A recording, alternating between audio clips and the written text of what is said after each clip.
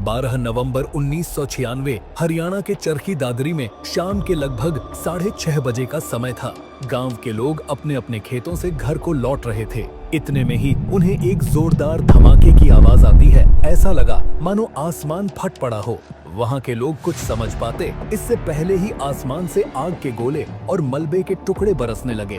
2 विमान हवा में हजारों फीट ऊपर एक दूसरे से टकरा चुके थे और उस एक टक्कर ने 349 जिंदगियां हमेशा के लिए खत्म कर दी। ये थी भारत के इतिहास की सबसे खौफनाक प्लेन दुर्घटना। लेकिन क्या कारण था इस हादसे के पीछे? किसकी गलती से इतने लोगों की जान गई? आइए जानते हैं आज की इस वीडियो में। 12 नवंबर 1996 दोपहर के 3:55 पर कजाकिस्तान देश के एक शहर शिमक से कजाकिस्तान एयरलाइंस का एक चार्टर्ड विमान उड़ान भरता है। ये विमान नई दिल्ली जा रहा है। इसमें बैठे हैं 27 छोटे ट्रेडर्स जो इंडिया जा रहे हैं वुल खरीदने के लिए, जिसे वापस लाकर सेंट्रल एशियन बाजारों में बेच सके। इनके अलावा 10 क्रू मेंबर्स भी इस प्लेन में सवार हैं। कुल मिलाकर 37 लोग कजाकिस्तान से भारत के लिए रवाना हो चुके थे। इसके करीब 2.5 घंटे बाद शाम के 6:30 बजे दिल्ली का इंदिरा गांधी इंटरनेशनल एयरपोर्ट, दुनिया के सबसे बिजी एयरपोर्ट्स में से एक, यहाँ से एक सऊदी अरेबियन एयरलाइंस की फ्लाइट 763 तैयार हो रही है टेक ऑफ करने के लिए। इस फ्लाइट में 312 पैसेंजर्स बैठे हैं, जिनमें से 231 इंडियंस हैं। ये लोग कंस्ट्रक्शन वर्कर्स हैं जो सऊदी अरेबिया जा रहे हैं काम ढूंढने के लिए, जिससे कि अपने परिवारों के लिए पैसे वापस भेज सके। शाम 6:32 पर ये प्लेन भी टेक ऑफ करता है। उड़ान भरने के कुछ ही मिनटों में प्लेन 10,000 फीट की ऊंचाई पर पहुंच जाता है। लेकिन इस प्लेन को लंबी दूरी ट्रेवल करनी थी, इसलिए प्लेन को और ज्यादा हाई एल्टीट्यूड पर जाना था। तब पायलट ATC यानी एयर ट्रैफिक कंट्रोल से 14,000 फीट तक एल्टीट्यूड गेन करने की रिक्वेस्ट करता है और ATC ने इसके लिए ग्रीन सिग्नल भी दे दिया और सऊदी अरेबियन एयरलाइंस की फ्लाइट 14,000 फीट पर उड़ान भरने लगती है। इतने में ही कजाकिस्तान एयरलाइंस का प्लेन भी दिल्ली के एयर स्पेस में दाखिल हो चुका था। इस समय ये प्लेन 23,000 फीट की ऊंचाई पर उड़ रहा था। अब ये प्लेन धीरे धीरे दिल्ली एयरपोर्ट के करीब पहुंचने लगा था, इसलिए उस प्लेन का पायलट भी ATC से विमान को नीचे लेने की रिक्वेस्ट करता है, क्योंकि इसे दिल्ली एयरपोर्ट पर लैंड करना था। ATC की ओर से कजाकिस्तान एयरलाइंस के पायलट को 15,000 फीट तक नीचे आने की परमिशन दे दी गई, लेकिन उसने कहा कि इससे नीचे न आए, क्योंकि 14,000 फीट पर सऊदी अरेबियन एयरलाइंस की फ्लाइट उड़ रही थी। इन दोनों प्लेन्स के बीच 1,000 फीट का वर्टिकल डिस्टेंस था, जो कि इंटरनेशनल सिविल एविएशन के नियमों के हिसाब से जरूरी भी था। इसके अलावा एक और नियम था कि 2 एयरप्लेन्स के बीच कम से कम 14 किलोमीटर का डिस्टेंस होना जरूरी था। उस समय की टेक्नोलॉजी ज्यादा एडवांस नहीं थी, इसलिए ATC के पास कोई ऑप्शन नहीं था जिससे वे प्लेन का एग्जैक्ट एल्टीट्यूड देख सके। उनके पास एक रफ आइडिया ही होता था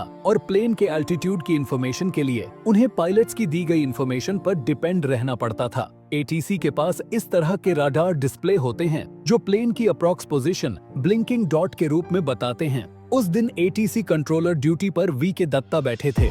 वे राडार डिस्प्ले में देखते हैं कि 2 प्लेन धीरे धीरे एक दूसरे के करीब आ रहे हैं और कुछ ही मिनटों में वो दोनों डॉट एक दूसरे में मर्ज होकर अचानक गायब हो जाते हैं। इस पॉइंट पर VK दत्ता तुरंत ही समझ गए कि कुछ तो बहुत बुरा हुआ है। शाम 6:40 पर दिल्ली से करीब 100 किलोमीटर दूर हरियाणा के चरखी दादरी गांव में ये दोनों प्लेन आपस में टकरा गए। लोग बताते हैं कि इसकी आवाज इतनी जोरदार थी मानो कोई बिजली चमकी हो। कई किलोमीटर के एरिया में दोनों प्लेन का मलबा और लाशों के टुकड़े फैल जाते हैं। दोनों प्लेन्स में से कोई भी जिंदा नहीं बच पाया। तबाही के उस भयानक मंजर को चरखी दादरी के लोग जिंदगी भर नहीं भूल पाएंगे। इसी के साथ ये देश के इतिहास का पहला और इकलौता मिड एयर कोलिजन बन जाता है और साथ ही भारत के इतिहास का सबसे खौफनाक एयर डिजास्टर। इस दुर्घटना की शुरुआती जांच में इंडियन ऑफिशियल्स को ये लगा कि सऊदी अरेबियन एयरलाइंस की फ्लाइट ने इंस्ट्रक्शंस को सही से फॉलो नहीं किया। उन्हें 14,000 फीट तक रहने को कहा गया था, लेकिन वो विमान को 15,000 फीट तक ले गए, जहां उनकी टक्कर कजाकिस्तान एयरलाइंस के प्लेन से हो गई। लेकिन जब दोनों प्लेन्स के ब्लैक बॉक्स को रिकवर किया गया और फ्लाइट डेटा रिकॉर्डिंग्स को चेक किया गया, तब जो पता चला उसने सभी के होश उड़ा दिए। दरअसल सऊदी वाला प्लेन अपने निर्धारित एल्टीट्यूड 14,000 फीट पर ही था और दोनों प्लेन्स की टक्कर भी 14,000 फीट पर ही हुई थी। यानी जो कजाक वाला एयरप्लेन था वो 15,000 से 14,000 फीट पर आ गया था। लेकिन सवाल ये उठता है कि ऐसा हुआ क्यों? जैसा कि मैंने पहले ही बताया, दिल्ली एयरपोर्ट पर उस टाइम ज्यादा एडवांस इक्विपमेंट न होने की वजह से एटीसी कंट्रोलर वीके दत्ता पूरी तरह से फ्लाइट क्रू द्वारा दी जाने वाली जानकारी के आधार पर ही फ्लाइट को मॉनिटर और गाइड कर रहे थे। जब 23,000 फीट पर उड़ते हुए कजाकिस्तान एयरलाइन की फ्लाइट को कंट्रोलर दत्ता ने 15,000 फीट की ऊंचाई पर आने के लिए कहा ताकि 14,000 फीट पर उड़ रही सऊदी अरेबियन फ्लाइट बिना किसी परेशानी के उसके नीचे से गुजर जाए। कंट्रोलर दत्ता ने दोनों फ्लाइट्स को साफ साफ इंस्ट्रक्शन दी कि वो अपनी निर्धारित हाइट पर ही उड़े ताकि दोनों फ्लाइट्स कम से कम 1,000 फीट की दूरी से एक दूसरे को क्रॉस कर पाए। लेकिन समस्या ये थी कि कजाकिस्तान एयरलाइन के क्रू को इंग्लिश अच्छी तरह से नहीं आती थी, जिसके कारण एटीसी कंट्रोलर दत्ता के साथ कम्युनिकेशन करने में काफी दिक्कत हो रही थी। जहां कंट्रोलर दत्ता अपनी सभी इंस्ट्रक्शन को बिल्कुल साफ साफ समझा रहे थे, वहीं कजाकिस्तान एयरलाइन के पायलट क्रू में कुछ कंफ्यूजन के हालात बने हुए थे।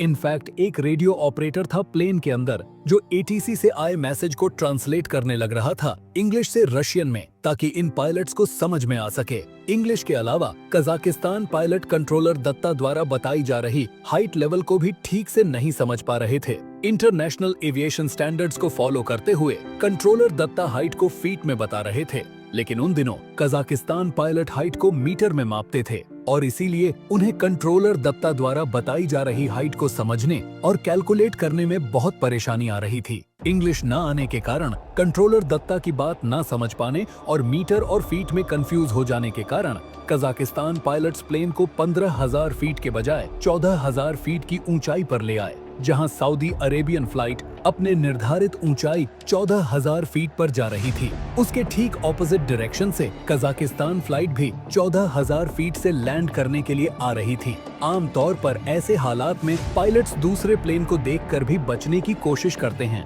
लेकिन बदकिस्मती से ठीक उसी वक्त दोनों प्लेन्स बादलों में प्रवेश कर जाते हैं, जिसके कारण दोनों में से किसी भी फ्लाइट के पायलट्स ऑपोजिट डायरेक्शन से आ रही फ्लाइट को नहीं देख पाए। हादसे से कुछ सेकंड पहले कजाकिस्तान फ्लाइट के पायलट को अपनी गलती का एहसास होता है और वो अपनी हाइट बढ़ाने की कोशिश करते हैं, लेकिन तब तक बहुत देर हो चुकी थी। भारी भरकम कजाकिस्तान फ्लाइट का left wing Saudi Arabian flight के राइट इंजन और विंग को फाड़ता हुआ निकल जाता है और बड़े धमाके के साथ सऊदी अरेबियन फ्लाइट हवा में ही टुकड़े टुकड़े होकर बिखर जाती है। वहीं कजाकिस्तान फ्लाइट भी थोड़ा और आगे जाकर क्रैश हो जाती है। अब इस भयानक एयर डिजास्टर के होने के बाद दुनिया भर के एविएशन एक्सपर्ट ने इससे सीख ली और पूरे सिस्टम में बहुत से ऐसे चेंजेस किए जिसकी वजह से ऐसी कोई घटना दोबारा ना हो। भारत सरकार ने भारत में उड़ने वाले सभी 30 सीटर प्लस एयरप्लेन्स में TCAS सिस्टम को अनिवार्य कर दिया। TCAS एक ऐसा सिस्टम है जो एयरप्लेन में अलार्म बजा देता है